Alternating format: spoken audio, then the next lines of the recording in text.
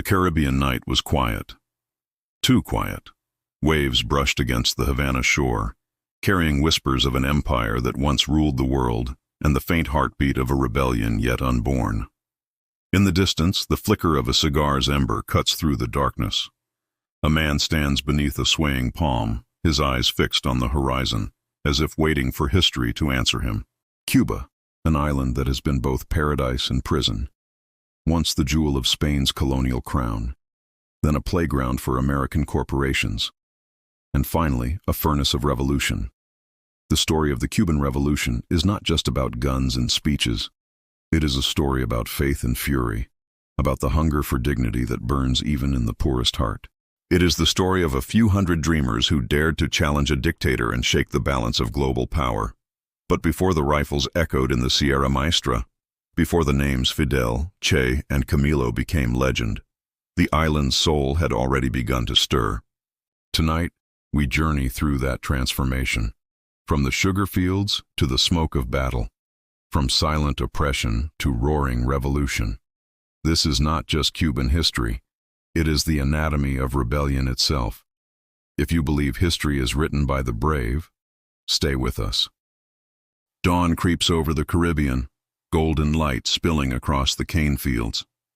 The air is heavy with the scent of sugar and sweat, the rhythm of machetes cutting through stalks, the quiet murmur of men who have worked the same land for generations but never owned a single grain of its soil. This is Cuba in the late 19th century. Beautiful, fertile, enslaved. The Spanish Empire still clings to her like a dying hand grasping its last jewel. From Havana's gleaming harbor to the rural valleys of Oriente, the island hums with contradiction. Wealth and misery, elegance and decay, foreign masters and native sons who dream of freedom.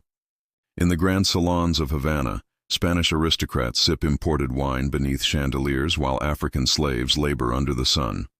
The sugar trade, white gold, is the heartbeat of the colony, but that heartbeat is powered by suffering. For centuries, the island's riches have flowed outward, first to Madrid, then later to American investors who smell opportunity in the tropics. In the shadows of their prosperity, a different scent lingers: rebellion.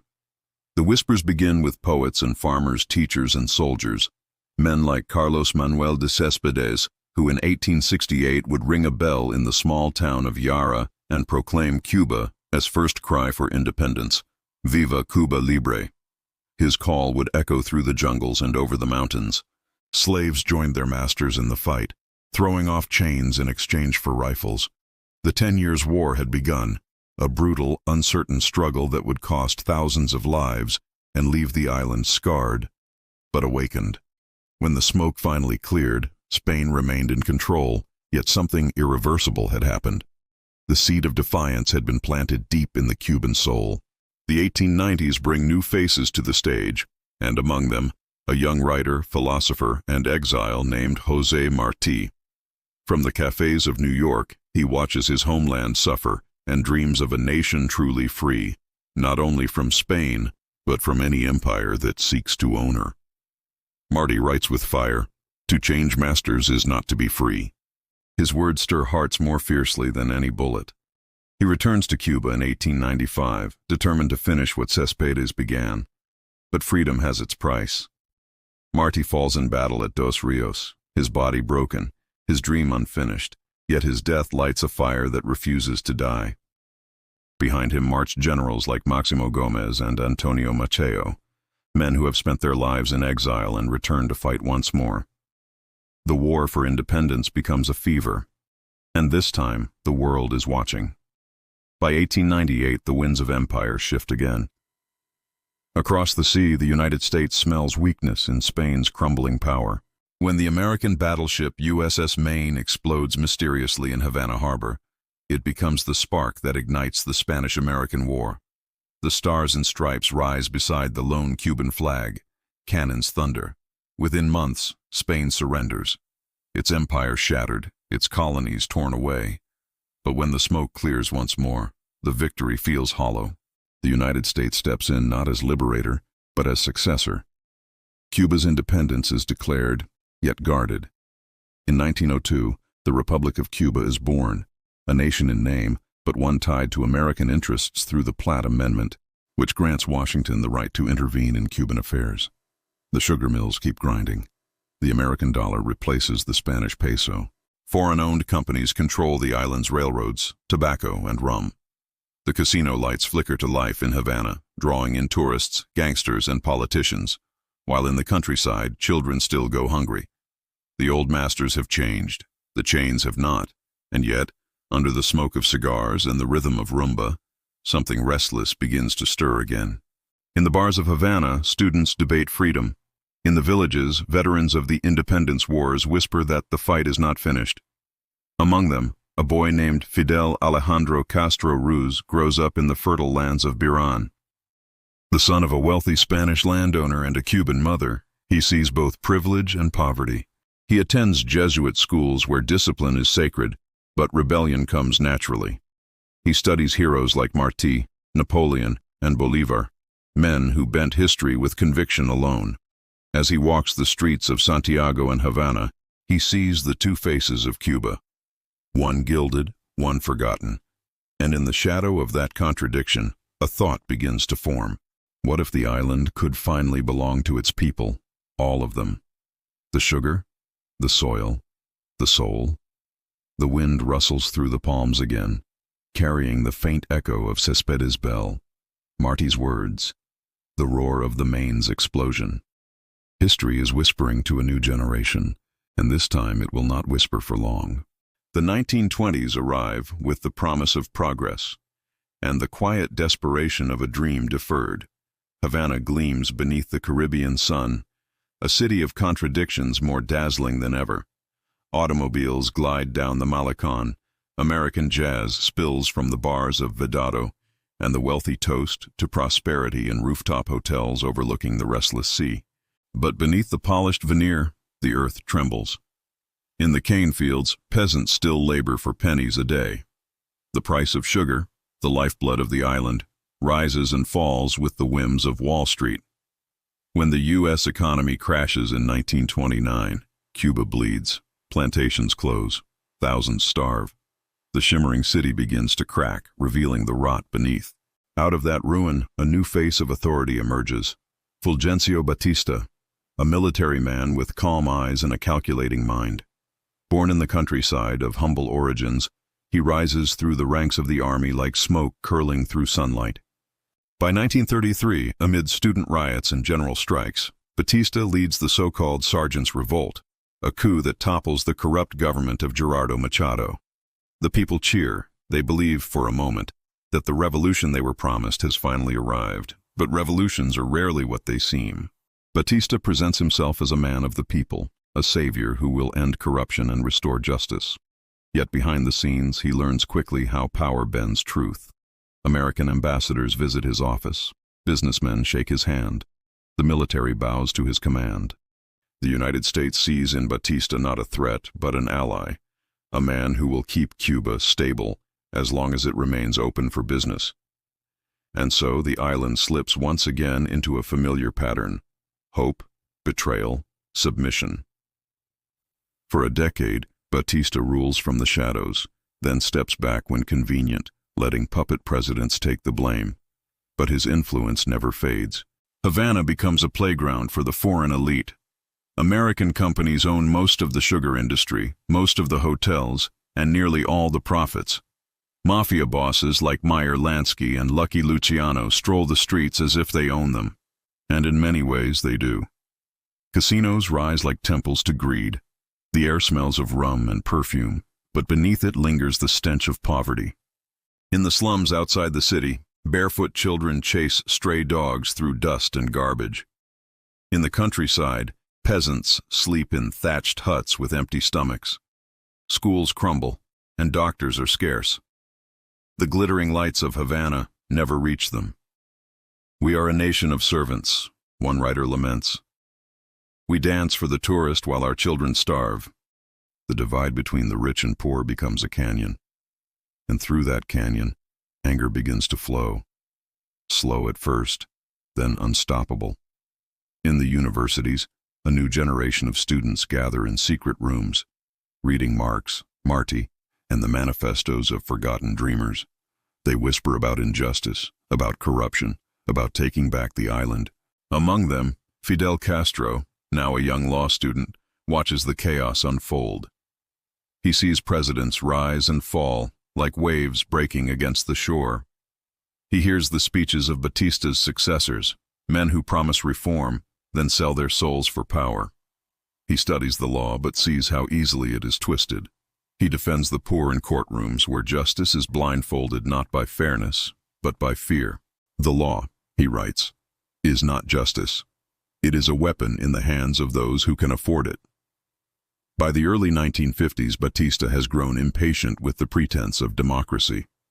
In March 1952, he stages another coup, swift, bloodless, and absolute.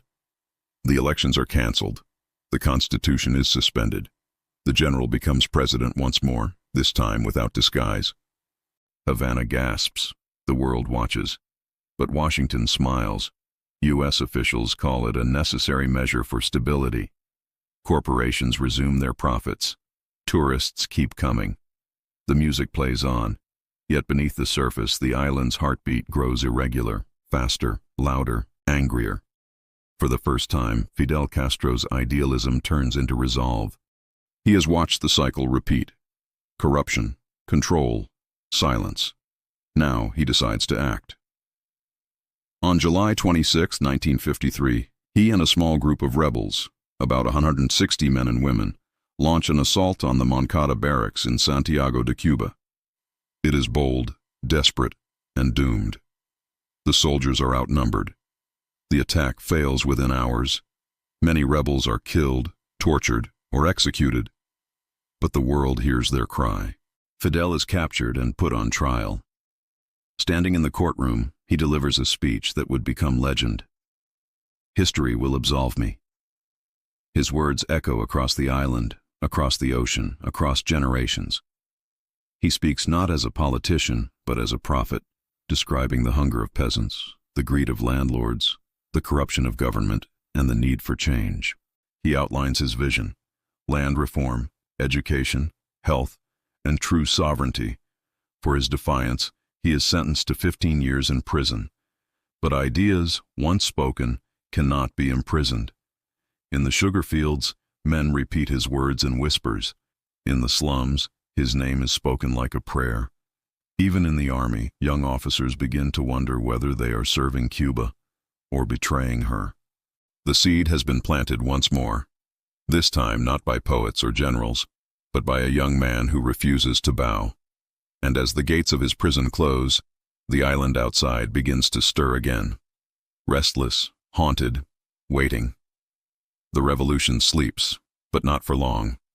The cell is silent except for the sound of dripping water. Fidel Castro sits alone, writing in the dim light that filters through iron bars. Outside, the wind howls across the Cuban hills. Inside, his words become a weapon sharper than any blade. "Condemn me," he writes. "It does not matter. History will absolve me." Months turn into years. The Batista regime believes that the young lawyer's voice will fade with time, that the island will forget. But time, like revolution, has its own rhythm. In the villages, mothers whisper the name Fidel to their children like a secret promise. Students copy his speech by hand and pass it in folded notes.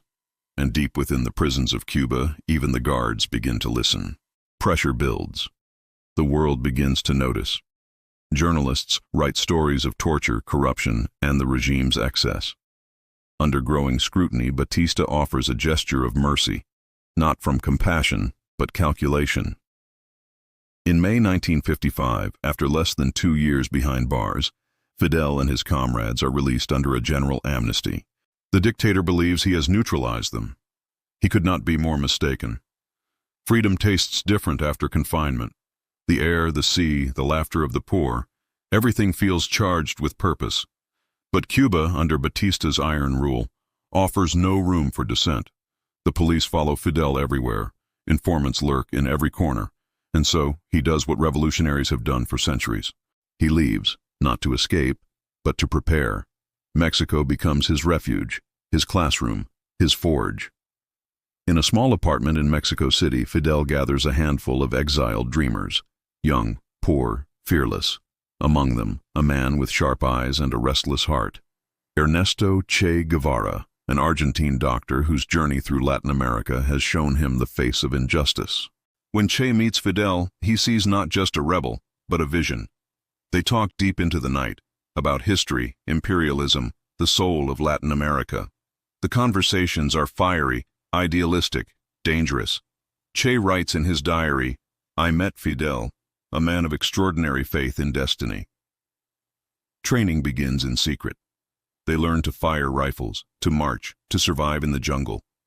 They read military manuals and revolutionary poetry. Each man carries a dream, some for glory, some for justice, some simply for revenge. And then the plan is set. December 2nd, 1956. A small, battered yacht named Grandma leaves the coast of Mexico under cover of darkness. On board, 82 men, seasick, cramped, terrified, but bound by purpose. The ocean is merciless. Waves crash, storms rise. The engine sputters. They are delayed for days, and by the time they reach Cuba, Batista's soldiers are already waiting. The Grandma runs aground in the mangrove swamps near Niquero. Men stumble ashore, drenched, disoriented. The air smells of salt and gunpowder. Within hours they are ambushed. The dream nearly dies before it begins. Bullets tear through the brush. Dozens are killed or captured. Only a handful, about 20 survivors, manage to flee into the mountains of the Sierra Maestra.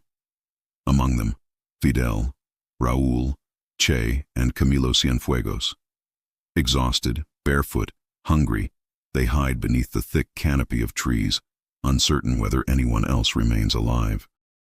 Yet even in despair, something burns. "We will win this war," Fidel whispers to his brother Raúl, "because we are right." It sounds mad, but in that madness lies conviction. Word spreads across the island. The rebels are alive. Like a ghost story, it moves from mouth to mouth, town to town. Batista's regime mocks them on radio.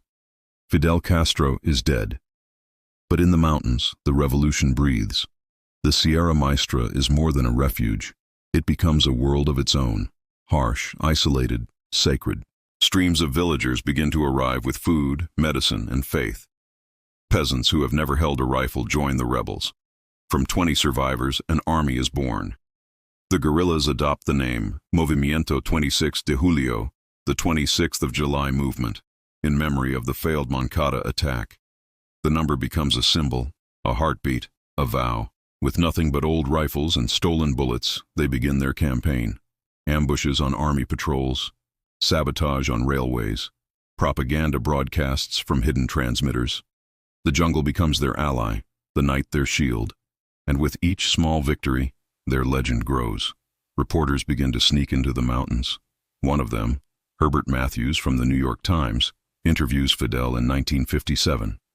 His article shocks the world. Castro is alive and fighting. The myth becomes reality. The movement becomes momentum. Batista, humiliated and furious, orders mass arrests, torture, executions, but repression only feeds the fire. For the first time in decades, the Cuban people begin to believe that change, real change, might be possible. In the midst of the mountains, a ragged group of men look down at the valley lights of Santiago. Below lies a nation asleep under fear. Above, under the stars, a revolution is learning to breathe. The night is cold. The wind carries echoes of those who fell at Moncada, those who rang the bell of Yara, those who cried Cuba Libre generations before. History is stirring again, no longer as a whisper but as a promise. Soon the mountains will roar. The mountains breathe like living things. Mist curls through the trees, carrying the smell of earth and gunpowder. The men of the 26th of July movement wake before dawn, boots soaked, rifles cold, their stomachs hollow, but their spirits unbroken. The Sierra Maestra is their kingdom now, a wild, untamed fortress stretching across the southeastern edge of Cuba. Rivers twist like silver veins through the jungle. Parrots scream in the canopy. At night, the stars shine brighter than the lamps of Havana. Here, the revolution learns patience. The rebels move in silence, ghosts among the palms. They strike Batista's patrols, seize weapons, vanish into the fog. Every victory, no matter how small, becomes legend. Peasants who once feared the army now shelter the guerrillas, feeding them cassava and coffee, whispering prayers for their safety. In return, the rebels teach them to read, to write, to believe that they are the heart of the new Cuba. Fidel insists on discipline. "We are not bandits," he says. "We are soldiers of dignity."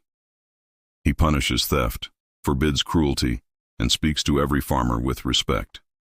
Word spreads. These rebels are different. They share food with children, pay for what they take, bury their dead with honor. Slowly, the Sierra becomes a beacon. In 1957, new recruits arrive in streams. Among them are teachers, doctors, even musicians. One brings a typewriter and sets up a makeshift press. They publish El Cubano Libre, the Free Cuban, printing leaflets on scraps of paper carried down the mountain by barefoot couriers. Each page is a bullet of truth, fired straight into the cities. Meanwhile, Batista's army grows desperate. Thousands of troops sweep the countryside, burning villages suspected of helping the rebels. Planes drop bombs on jungle slopes, but the mountains swallow the explosions. Soldiers, unfamiliar with the terrain, grow weary and afraid. Many desert, some defect. The dictator sits in his palace, listening to reports of ambushes and losses, and wonders how a few dozen men can humiliate an entire army. His advisors blame communists, bandits, foreign agitators. None of them understand what's really happening. The island itself is turning against him. In Havana, students march, journalists are silenced, torture chambers fill, yet each act of repression pushes more people toward rebellion. Priests speak cautiously of justice from their pulpits. Mothers hang black cloth on their doors for sons who vanished in the night. The revolution spreads like smoke through a dry field. In the Sierra, Che Guevara keeps a small clinic for the wounded. He treats peasants and soldiers alike, scribbling notes in a worn notebook. His beard grows thick, his lungs wheeze from asthma, but his will hardens into iron. To him, the struggle is no longer just Cuban, it is continental. "If this revolution triumphs," he writes, "it will set fire to all of Latin America." Camilo Cienfuegos, ever smiling, leads daring raids that become campfire legends. Raúl Castro commands the Eastern Front, strict yet fiercely loyal to his brother. Fidel moves among them all, tireless, speaking in long, hypnotic bursts that turn fear into purpose. As 1958 begins, the movement is no longer a rumor. It is an army. The U.S., once unwavering in its support of Batista, begins to waver. American reporters photograph burned villages, tortured prisoners. Senators ask questions.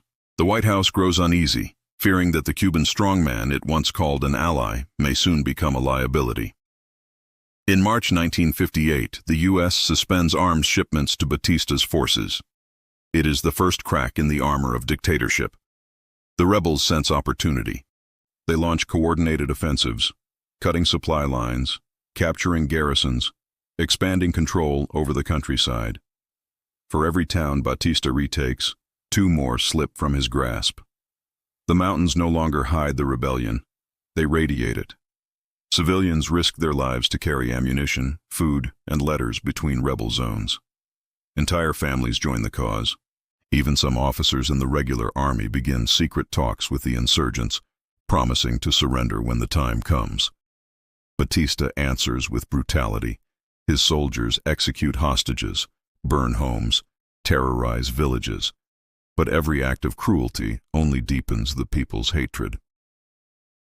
"Better to die with the bearded ones," one peasant says, "than live another day under the boots." In the final months of 1958, the balance tilts. The rebel columns descend from the Sierra in coordinated waves. Che leads one toward Las Villas. Camilo marches west. Fidel commands the eastern forces in Oriente. The world's eyes turn to Cuba. Foreign correspondents risk arrest to report from the front lines. Photographs of ragged men with rifles slung across their shoulders appear in newspapers from New York to Paris. They look tired, thin, but invincible. In Havana, Batista hosts parties in his gilded palace, surrounded by generals and gangsters, pretending that all is well. But outside, the city hums with rumors. The army is collapsing. The rebels are advancing. The end is near. On Christmas Eve 1958, while the wealthy dance under chandeliers, gunfire crackles in the mountains. In Santiago, church bells ring against the echo of distant explosions. The people light candles in windows, not for celebration, but for courage. The island holds its breath. Soon the sun will rise on a new year, and on the final days of a dying regime. The night of December 31st, 1958, Havana glitters like a jewel above a volcano. Fireworks burst over the Malecon, brass bands echo through the casinos, and beneath the chandeliers of the presidential palace, Fulgencio Batista raises a glass of champagne, trying to drown the sound of gunfire drifting from the east. Reports pour in. Rebel columns have taken Santa Clara. Trains derailed. Garrisons fallen. Commanders vanished. For years he has ruled with fear. Now fear rules him. He leaves the ballroom without a word, slips into a side office, and stares at the map of Cuba one last time. It no longer belongs to him.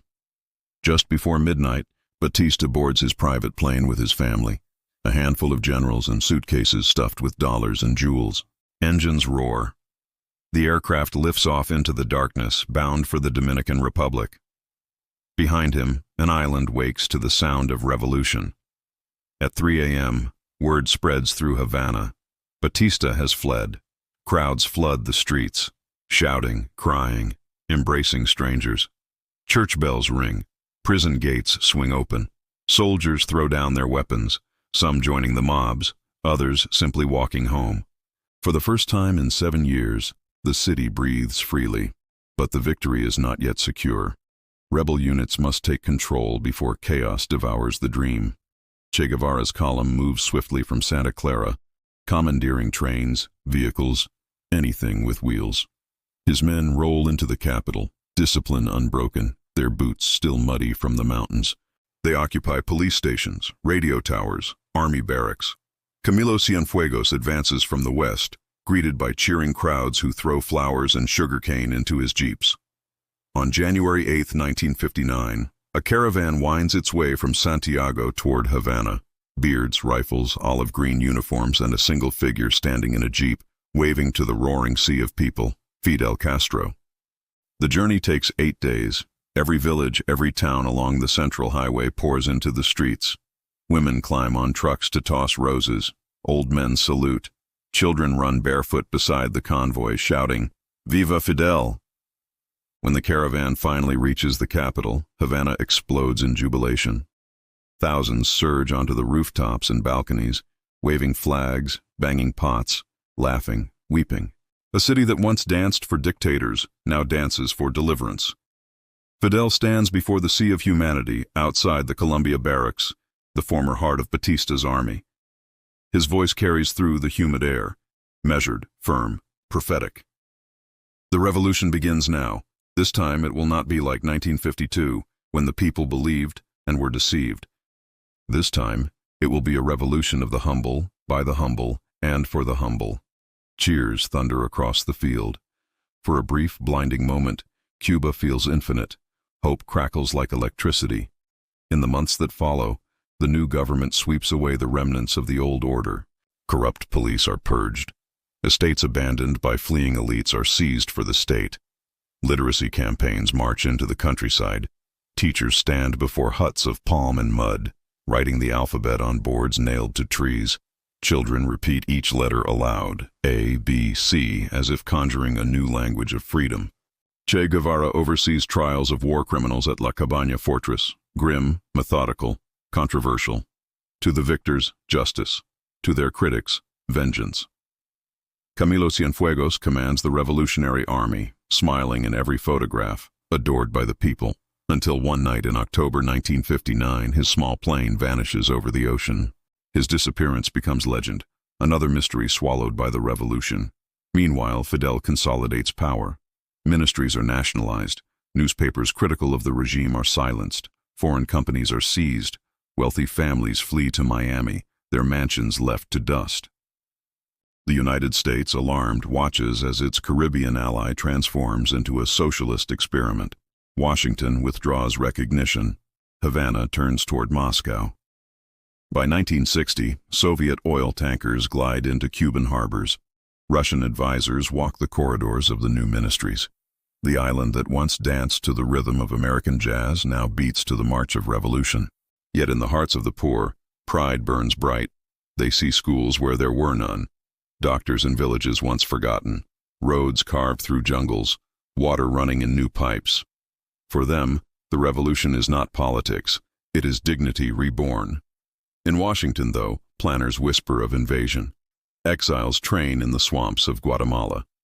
The world's newest revolution will soon face its first great test. But for now.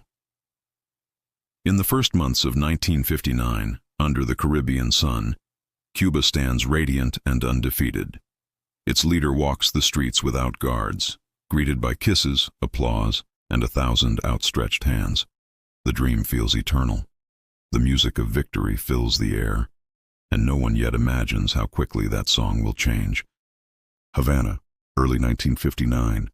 The morning air smells of sea salt and diesel. Ships line the harbor, unloading crates of machinery, sacks of cement, barrels of oil. The revolution is rebuilding brick by brick. In the presidential palace, now stripped of Batista's gold, Fidel Castro meets American diplomats. Smiles, cameras, polite laughter. The newspapers call it a new friendship. Yet beneath the courtesy lies unease. Washington had tolerated Batista's brutality as long as sugar flowed and communism stayed away. But Fidel, the young lawyer from Biran, speaks of independence, not just from a dictator, but from foreign domination itself. His words unsettle them. Cuba will not be anyone's colony again, he declares before reporters, voice sharp as thunder. To the crowds in the streets, he is a savior. To the State Department, a potential threat. Meanwhile, Che Guevara, now head of the National Bank, signs Cuban currency with a single word, chi, a gesture of defiance that ripples through the halls of American finance. U.S. companies, once lords of the island's economy, face new taxes and regulations. Oil refineries refuse to process Soviet crude. Fidel nationalizes them overnight. In Washington, Eisenhower's advisors convene behind closed doors. If we allow this, one says, we invite a second Soviet front on our doorstep. Sanctions begin quietly, reducing sugar imports, halting credits, tightening trade. Cuba, feeling the squeeze, turns toward Moscow. In the summer of 1960, Soviet ships dock in Havana Bay for the first time, unloading fuel, wheat, and something invisible, yet potent, alliance. The Cold War has found its new battlefield. In Miami, the exiled rich plot their return. Mansions on Coral Gables fill with whispers and maps. Former officers, CIA men, and restless youth gather in secret rooms, dreaming of vengeance. Across the Straits of Florida, radios crackle with coded messages. Pilots train in the jungles of Guatemala. The plan is simple: invade, overthrow, restore, freedom. But Cuba, now united in purpose, senses the storm coming. Fidel begins nightly speeches, sometimes lasting hours, rallying the nation under the slogan, Patria o muerte, homeland or death. The people cheer, not from fear, but from fervor. They believe they are defending more than a government. They are defending dignity itself. At night, in the Malecon breeze, the young watch searchlights sweep the horizon for enemy ships. Mothers whisper prayers. Fathers clean their old rifles. The island that once danced under neon and champagne now stands ready for siege. Yet somewhere, in the silence between radio waves, the die has already been cast. April 17th, 1961. Dawn breaks over the southern coast of Cuba, painting the Bay of Pigs in soft pink light. Fishermen stare out from the village of Playa Larga and see shapes moving on the horizon, dark silhouettes on the waves. They do not know it yet, but an army is coming. 5 ships glide silently toward the shore. Inside them, 400 men, armed, anxious, and seasick. They are Cubans too, exiles trained by the CIA, promised glory and the return of their homeland. They call themselves Brigade 2506. The plan, designed in Washington's hidden rooms, seems simple on paper. Land on the beaches, seize a foothold, ignite a popular uprising, and watch Castro's regime crumble. But history does not follow paper. As the first boats hit the sand, gunfire erupts. Cuban militia, forewarned by spies and radio intercepts, open fire from the palm forests. The air fills with the roar of bullets, the screams of men, and the shriek of low-flying planes. Above the chaos, T-33 jet trainers, ancient relics of Batista's Air Force now flown by revolutionary pilots, streak through the sky, strafing the invaders. In Washington, officials hunch over radio static, waiting for victory. Instead, they hear confusion, cries for ammunition, calls for air cover that never comes. President Kennedy, only 3 months in office, refuses to unleash U.S. jets, fearing global outrage. Within 72 hours, it is over. On the beach, bodies lie scattered among the mangroves. The survivors, hungry, exhausted, surrounded, surrender as Cuban militia march them away at gunpoint. Cameras flash. Fidel himself arrives by jeep, still in olive fatigues, his beard soaked with sweat, his face alight with triumph. This is the first defeat of imperialism in Latin America, he announces before the world. The crowd roars. The myth of invincibility, once owned by the United States, begins to crack. Across the ocean, in Moscow, Khrushchev smiles. A small island has humiliated a superpower. He sends congratulations, and more than that, offers of defense, of missiles, of protection. In Miami, the exiles weep. Mothers clutch photographs of sons now captured. Others stand outside the White House gates, shouting betrayal. Kennedy, shaken, takes responsibility. Yet the damage runs deeper than politics. Trust between Havana and Washington collapses entirely. Cuba declares itself socialist.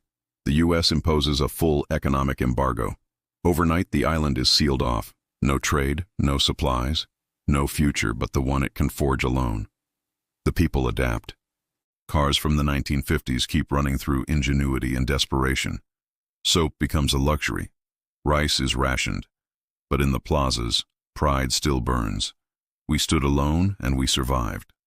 The Bay of Pigs becomes more than a battle.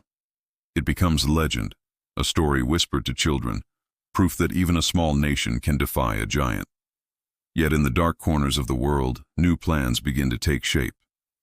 In Langley, Virginia, the CIA drafts Operation Mongoose, a campaign of sabotage and assassination. Exploding cigars, poisoned wetsuits, secret agents disguised as priests. The list grows absurd and sinister. Every failure deepens Fidel's paranoia. Every plot pushes him closer to Moscow. And somewhere far above the Caribbean Sea, Soviet bombers trace invisible lines across the sky, preparing for a far deadlier confrontation to come. The beaches of the Bay of Pigs fall silent again. Waves erase the footprints. Palm leaves sway in the wind. But beneath the surface, the island trembles with a new awareness. Cuba has survived its first war.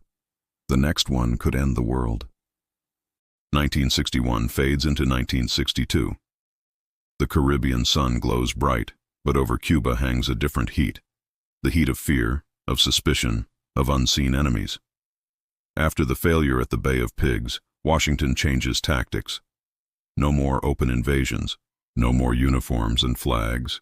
Now the war will be fought in silence. Operation Mongoose, a name chosen to sound harmless, is launched from the shadows. Its mission: destabilize, destroy, humiliate. Saboteurs slip through the night in small boats, landing on the coast to burn sugar fields and factories. Bombs explode in movie theaters, power plants, and ports. The CIA funds secret networks to spread rumors, to turn neighbor against neighbor, to make Cuba devour itself. In Havana, Fidel sleeps little. He paces the corridors of the presidential palace, chain-smoking cigars, reading reports by candlelight. Every few days he moves his bed to a new location, afraid of snipers. Rumors swirl of more than sabotage, of assassination. The CIA, desperate for a symbol, imagines killing one man could erase a revolution. They study his habits, his cigars, his diving trips, his love of public speeches. Plans multiply: poison pills, exploding seashells, pens rigged with needles. Some ideas are comic, others monstrous. All fail, but the paranoia they sow becomes poison enough. Meanwhile, inside Cuba, fear grows like a shadow over the triumph of 1959. Informants report whispers in cafes. Revolutionary committees monitor every block. Friends watch each other. Freedom, once shouted from rooftops, now hides in silence. Yet to the world, Fidel still appears invincible. He rides through the countryside in open jeeps, waves to crowds, jokes with farmers, speaks for hours in the rain. His charisma is his shield, his connection to the poor, his proof of destiny. "They will never forgive us," he says in one televised speech. "They will never forgive a small island for standing tall." In Washington, the mood darkens. Kennedy, frustrated by failed plots and rising Soviet influence, meets secretly with his advisors. "If Castro stays," he says, "we risk another Berlin, another Korea, this time in our own backyard." But in the Kremlin, Khrushchev sees something different: opportunity. The Soviet leader, aging, proud, eager to match American power, believes that protecting Cuba can also protect his own pride. "They have their missiles in Turkey," he tells his generals. "We will place ours in Cuba. Then let them feel what we feel every day." The decision is made in silence, signed with secrecy. In the summer of 1962, Soviet ships begin to cross the Atlantic, carrying strange cargo beneath their decks, long cylindrical containers covered in tarps, guarded by soldiers who never speak. When they reach Havana's docks, workers are told they contain agricultural equipment. Few question the story. Trucks roll out under the night sky, headlights dimmed, escorted by armed men. The convoys snake through the Cuban countryside, toward hidden valleys, mountain clearings, and sugarcane fields. There, behind barbed wire and camouflage nets, Soviet engineers begin their work.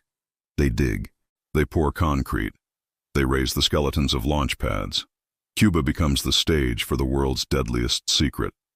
And yet, even as missiles rise from the soil, life on the island goes on. Children go to school.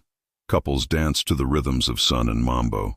Farmers plow the red earth, unaware that beneath their sky, nuclear warheads now wait, pointed north. In Washington, American spy planes fly their endless circles, snapping photographs from 9 miles high. At first, they see nothing unusual.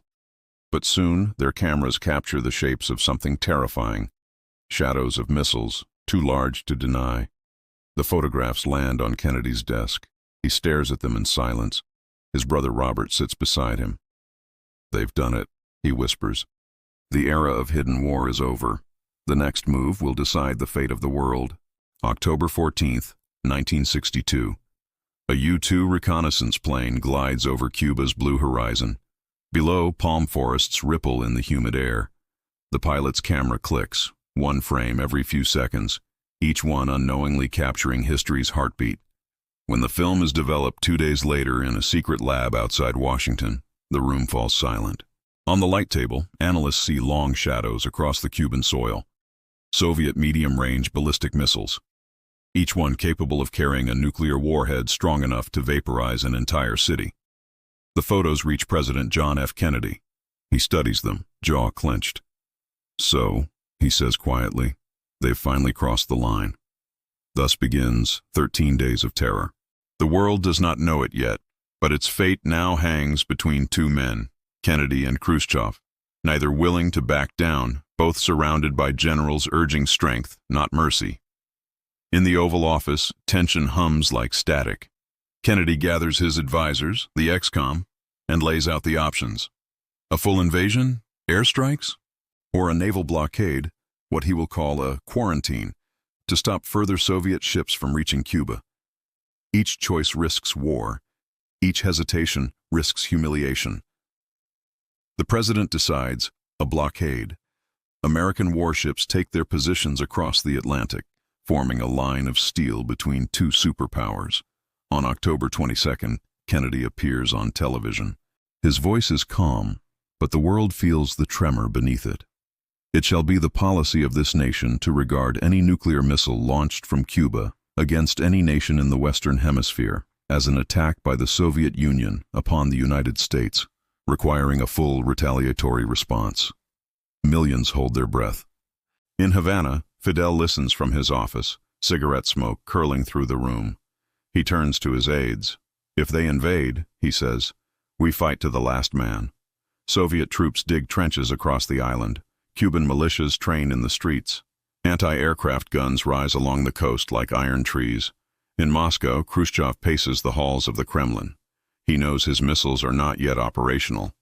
He knows an American strike could annihilate them and him. But to retreat without a deal would mean humiliation before the world. For a week, radio operators and diplomats carry frantic messages between the two capitals. Some official, some secret, all desperate. Then comes the 24th of October. Soviet ships, loaded with unknown cargo, steam toward the blockade line. On American radar screens, the dots move closer, closer. 10 a.m., still advancing. 10:20, closer. 10:25, one ship stops, then another, then all. The world exhales, for now. But the missiles remain in Cuba. On October 27th, Black Saturday, an American U-2 plane is shot down over the island. The pilot, Major Rudolph Anderson, is killed. U.S. generals demand retaliation. Kennedy refuses. At that same hour, Soviet submarines patrolling near the blockade, cut off from orders, believe war has already begun. Their captains prepare to fire nuclear torpedoes until one officer, Vasily Arkhipov, refuses to give his consent. His single act of defiance saves humanity. That night, a final letter arrives from Khrushchev, a proposal for peace. If the U.S. promises not to invade Cuba and secretly removes its missiles from Turkey, the Soviets will withdraw theirs from Cuba. Kennedy accepts. The world survives. In the following days, Soviet ships carry the missiles back across the Atlantic. On Cuban soil, soldiers watch in silence as cranes lift the weapons away. The drums of war fade into the sound of ocean waves. Fidel, furious that he was never consulted, feels betrayed by both superpowers. Yet he stands victorious in the eyes of his people, the island that defied the world and lived. The crisis leaves scars no treaty can heal. Washington tightens its embargo. Havana hardens its resolve. Between them stretches 90 miles of ocean and 30 years of hostility.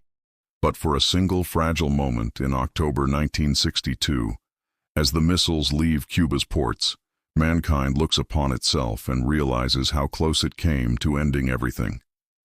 And perhaps, somewhere deep in the collective heart of the planet, a quiet vow is made.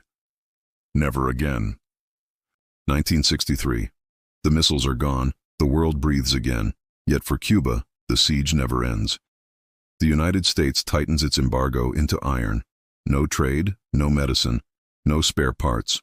Ships that dock in Cuban ports are banned from American harbors for months. A wall of isolation encircles the island, but Fidel refuses to bow. "We will live on our knees for no one," he declares before a sea of faces in Revolution Square. "If we must eat roots to survive, we will do so with dignity." The crowd answers with thunderous applause, and thus begins Cuba's long struggle, the experiment of survival. Soviet aid flows steadily.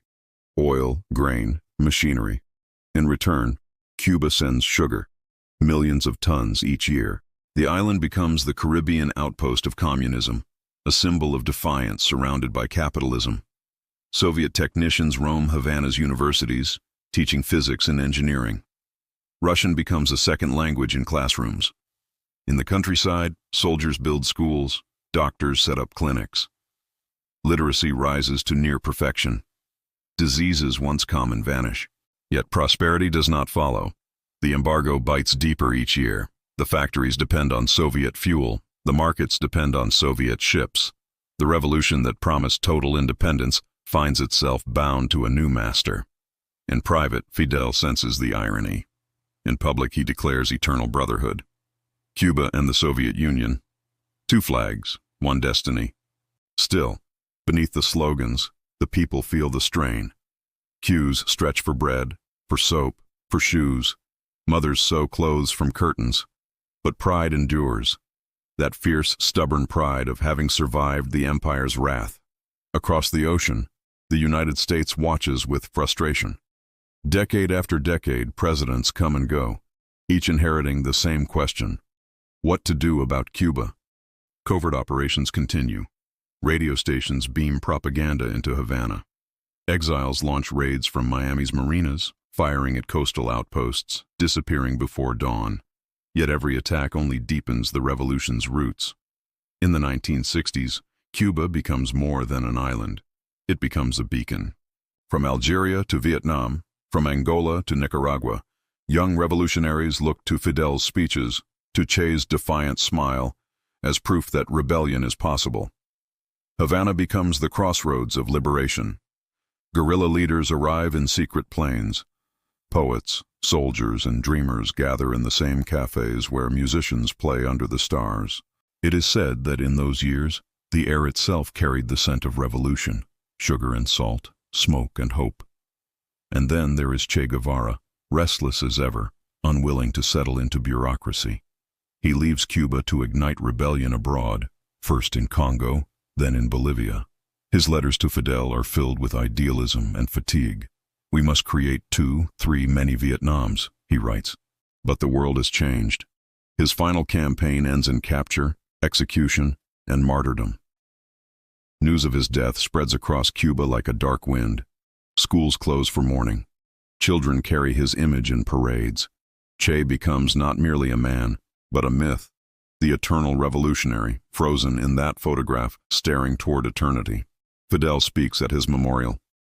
He fell as all heroes fall, fighting for what he believed in. His example will live forever. The revolution, now over a decade old, begins to show its scars. The ration lines grow longer, the speeches longer still. Yet somehow the people endure. Music fills the gaps left by hunger. Art becomes rebellion's gentler echo. And in the smoky bars of Havana, an unspoken truth lingers, that for all its victories the revolution is still at war, against the blockade, against despair, against time itself. The Cold War rages on, and Cuba stands as its smallest, brightest flame, surrounded, defiant, unbroken. The 1970s dawn with thunder in distant lands. While the superpowers divide the world into spheres, a small island in the Caribbean dares to project its voice across continents. From Havana's shaded offices, plans are drawn, secret routes, coded communications, and a dream that refuses to die, to ignite the fire of revolution wherever oppression still reigns. Cuba becomes more than a survivor. It becomes a mentor. In Africa, newly independent nations are caught between colonial ghosts and imperial ambitions. Fidel sends aid, doctors, and teachers, but when war flares in Angola, he sends something more: soldiers. Operation Carlotta, 1975. The name is chosen carefully, honoring an enslaved woman who once led a rebellion in Cuba. Thousands of Cuban troops, volunteers all, cross the Atlantic under the banner of solidarity. They are mechanics, medics, and peasants, trained hastily, driven by faith. "We go not for gold or glory," one soldier writes in his diary, "but because we were once slaves too." The Angolan War is fierce. Rival factions, foreign mercenaries, and South African invasions collide in chaos.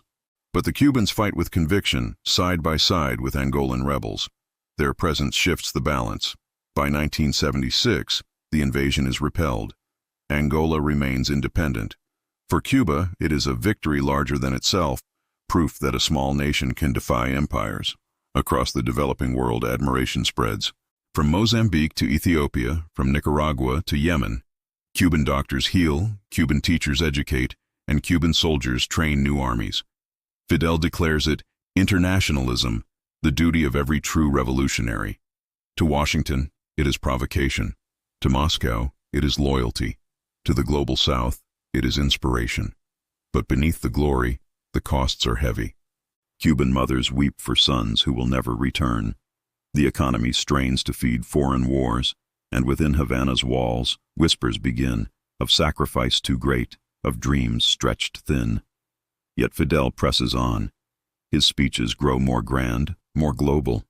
He sees himself as part of history's continuum: Bolivar, Martí, Lenin. "The blood of Cuba flows in Africa," he says once, his eyes aflame. and with it, the freedom of all peoples. In the United States, the media paints another picture of a dictator exporting chaos. Sanctions tighten further. Travel is banned. The island becomes a forbidden symbol, both feared and romanticized. Meanwhile, the Soviet Union deepens its embrace. Shipments of oil, weapons, and food arrive at Havana Harbor. In exchange, Cuba becomes Moscow's most loyal ally in the Western Hemisphere, a red star amid blue seas. Soviet advisors fill the ministries. Russian films play in theaters. The island, once defined by rum and rhythm, now hums with the language of Marx and Lenin. But there is also pride, the pride of having mattered on the world stage. In classrooms, children trace the shape of Africa and recite the names of faraway battles. And in murals across Havana, slogans bloom like graffiti dreams. Patria o muerte. Hasta la victoria siempre. Cuba no está sola. Yet in private, many feel the strain. Sugar production stagnates, the economy falters, rations tighten, the long embargo strangles harder. Still, each night the radio hums with the deep baritone of Fidel, his words echoing through the dark streets. We may be hungry, but we are not slaves. We may be small, but we stand tall among giants. The crowd still cheers, the revolution still breathes, but its pulse has slowed. For the first time, beneath the steel and slogans, fatigue begins to whisper, softly, like a tide turning. And far away, in Moscow, the Soviet Empire begins to crack.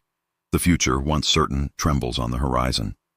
1991, the red flag falls over the Kremlin. The Soviet Union, Cuba's great protector, its lifeline through decades of isolation, collapses into history. In Havana, the news arrives like a slow earthquake. First disbelief, then silence, and finally, fear.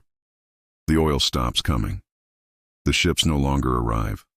Overnight, Cuba loses 80% of its imports, 85% of its trade, 100% of its stability. They call it el periodo especial en tiempos de paz, the special period in times of peace. But peace feels like famine. The lights go out. The buses stop running. Tractors rust in fields once green with sugar cane. Horses replace cars. Candles replace bulbs. Meat vanishes from the markets. Soap becomes a memory. Entire neighborhoods eat what they can grow. Yucca, mango, sometimes only rice. The revolution that once promised abundance now asks for endurance. Resist, says Fidel on national television. The enemy waits for us to surrender. We will not. His words echo through dark rooms lit by kerosene lamps. People listen, some with faith, some with exhaustion. In the streets of Havana, bicycles become lifelines. The city hums with quiet wheels, not engines. Doctors perform surgeries by flashlight. Teachers walk miles to class. Cuba survives not through wealth, but through will. Yet for the first time, the people begin to question, not out of rebellion, but hunger. What good is pride when my child goes to bed starving? Whispers a mother in a ration line. The government loosens its grip slightly, allows small family restaurants, paladares to open. Farmers' markets return. Tourists are welcomed again, their dollars more precious than ideology. The old dream of pure socialism bends beneath necessity. In those years, Cuba becomes a nation of paradoxes, socialist in spirit, capitalist in survival. Fidel calls it rectification, but everyone knows what it means. Adaptation. On the Malecon seawall, the youth begin to talk of leaving. They build makeshift rafts from barrels and wood, setting out toward Florida, 90 miles of open water and uncertainty. Some make it, many do not. The sea becomes both escape and grave. In 1994, the despair boils over into protest. The Maleconazo. Thousands march through Havana, shouting for freedom, for food, for a future. For a moment, it feels like the end. But Fidel appears. He walks among them, not in a limousine, not with guards, but alone, waving, speaking, diffusing the storm with sheer presence. The crowd calms. The march dissolves. The island breathes again, barely. Behind the scenes, the United States tightens the embargo further, hoping to finish what hunger began. But the revolution, battered, bruised, starving, refuses to die. By the late 1990s, slow recovery begins. Venezuela's oil trickles in. Tourism grows. The streets light up again faintly. Cuba endures, as it always has, not through plenty, but through stubborn pride. And when Pope John Paul II visits in 1998, the world watches a moment once thought impossible. The Pope and Fidel, the Church and the Revolution, face to face. The pontiff speaks gently, yet firmly. Let Cuba open itself to the world, and let the world open itself to Cuba. His words fall like seeds into a weary land. The applause that follows is not for politics, but for hope, a fragile, flickering hope that perhaps, after all the darkness, dawn might still come. The special period does not end with triumph, only survival. But in that survival lies something miraculous, a nation's refusal to vanish. An island still standing, wounded yet unbroken, waiting for its next chapter. The year 2000. The world celebrates a new century. But on the island of Cuba, time feels slower, as if the past still lingers in every street, every speech, every heartbeat. The revolution has survived the impossible. Yet its leader, Fidel Castro, is growing old. His once fiery beard turned silver, his stride slower. Still, when he speaks, the island listens. "We will continue to build socialism," he declares before the National Assembly, "because to abandon it is to abandon our dignity." Outside the hall, the people cheer, but their applause carries fatigue. They have endured famine, isolation, and sacrifice. What they now crave is not ideology, but normalcy. In the early 2000s, a quiet evolution begins. Raúl Castro, Fidel's younger brother, practical, reserved, military-minded, starts to assume more responsibility.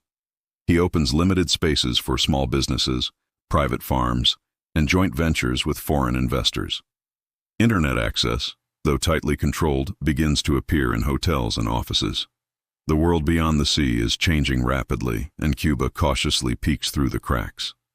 Yet even as reform stirs, old ghosts remain. In Miami, exiles continue to campaign for regime change. In Washington, the embargo stands untouched, hardened by decades of politics. Then comes the Elian Gonzalez affair, a 6-year-old boy found floating on a raft off Florida's coast in 1999. His mother dies at sea, his father remains in Cuba. The story captures both nations. In Miami, Cuban exiles demand the boy stay in America, a symbol of freedom. In Havana, Fidel leads massive marches demanding his return. Elian belongs with his father, he declares, and with his homeland. After months of tension, the U.S. returns the boy to Cuba, a symbolic victory for Fidel, a rare moment of national unity. But beneath the triumph, something shifts. The younger generation, born long after 1959, begins to ask quiet questions. They love their island, but not all share their parents' revolutionary faith. In Havana's fading colonial streets, artists, poets, and musicians start to test the edges of expression. Hip-hop groups rap about poverty and pride. Painters blend symbols of socialism with surrealism. Even within control, creativity becomes a quiet rebellion. Then, in 2006, the unthinkable happens. Fidel falls gravely ill. He steps down, temporarily, he says, and hands power to Raúl. For nearly half a century, Fidel's voice has been Cuba's heartbeat. Now, the silence feels immense. The island waits, anxious, respectful, uncertain. Months turn into years. Fidel's columns appear in the newspaper, thoughtful, rambling, reflective. Raúl, meanwhile, governs with discipline and restraint. He trims bureaucracy, reduces the military's role in daily life, and cautiously allows Cubans to own cell phones, buy property, and travel abroad. The changes are small, but symbolic. Raúl's tone is less fiery, more pragmatic. "We must fix what is wrong," he says, "with our own hands." Yet the U.S. embargo still strangles trade, and the economy still depends on tourism. A fragile lifeline easily broken by storms or politics. The revolution has entered its twilight years, but it remains unbroken, a stubborn relic of the 20th century, standing in a digital age. In 2008, Raúl officially becomes president. Fidel, now retired, watches from his home, an old warrior resting at last. On the streets of Havana, life continues as it always has. Children play baseball with sticks and bottle caps. Musicians fill the air with sun and salsa. Old American cars rumble down cracked boulevards like ghosts of another era. Cuba endures, not through perfection, but through rhythm. And as the sun sets over the Malecón, the waves whisper the same promise they always have. That no matter the hardship, the island will never lose its song. A new dawn rises over Havana. It is the late 2000s. The Cold War is over. The Berlin Wall is gone. The Soviet Union a memory. And yet, between Cuba and the United States, the wall of distrust still stands, invisible but unbroken. For decades, presidents have come and gone, each inheriting the same frozen question: what to do about Cuba? Then, in 2008, a new voice emerges in Washington, young, eloquent, hopeful: Barack Obama. "I believe we can begin a new chapter," he says. "It's time to extend a hand if Cuba is willing to unclench its fist." In Havana, Raúl Castro listens carefully. He knows Cuba needs air, trade, tourism, technology. The old isolation cannot last forever. Quietly, through secret meetings in Canada and the Vatican, emissaries from both sides begin to talk. The year is 2014 when the world finally hears the news. Obama and Raúl appear on television, speaking simultaneously from Washington and Havana. "Today," Obama announces, "the United States is changing its relationship with the people of Cuba." Raúl replies, measured and calm, "We have agreed to re-establish diplomatic relations after more than 50 years." Across the hemisphere, the air seems to tremble. In Miami, some cheer, others rage. In Havana, tears flow. Strangers hug in the streets, musicians play. It feels like history is exhaling at last. Embassies reopen. American flags rise once again over the Malecón. For the first time in generations, U.S. airlines land in Cuban airports carrying tourists, journalists, families long separated by politics. The sound of English mingles with Spanish in the plazas. Cafes fill with laughter and camera flashes. Cuba, the forbidden island, is no longer forbidden. And then comes a moment that no one thought they would ever see. March 2016. Air Force One touches down in Havana. The first sitting American president to visit Cuba in nearly 90 years steps onto the tarmac. Barack Obama walks through the rain with his family, greeted by Raúl Castro. The image circles the globe. Two leaders, two worlds, finally facing each other not as enemies, but as men weary of the past. In his speech at Havana's Gran Teatro, Obama speaks directly to the Cuban people. "I have come here to bury the last remnant of the Cold War in the Americas. The future of Cuba will be decided by Cubans, not by anyone else." The applause is cautious, but sincere. On that day, for a brief, shining moment, the distance of 90 miles feels like none at all. Streets bloom with flags. Jazz and sun blend into the night air. Hope, long dormant, begins to breathe again. But the thaw is fragile. Beneath the smiles, old systems remain. Censorship, one-party rule, the embargo itself. Change comes slowly, unevenly, and then, in November 2016, the impossible happens once more. Fidel Castro dies. The man who defied 11 American presidents, who turned an island into an idea, is gone at 90. Cuba plunges into mourning. Black flags hang from balconies. The air is heavy, like the pause between heartbeats. For 9 days, the country is silent. No music, no laughter, only footsteps and prayers. His ashes travel the length of the island, retracing the route of the 1959 revolution. Crowds gather by the millions. Some weep, others salute. In the plaza of the revolution, Raúl speaks through tears, "To our beloved comandante, until victory, always." The crowd answers as one, "Hasta la victoria siempre." The voice of an era fades into the wind, and with it a question lingers. What will Cuba become, now that the man who defined it is gone? The thaw between nations survives for now. The embassies remain open, the planes still land, but history, as Cuba has always known, is never content to rest. The tide is shifting once again. The flags still wave, but the wind has changed. 2017.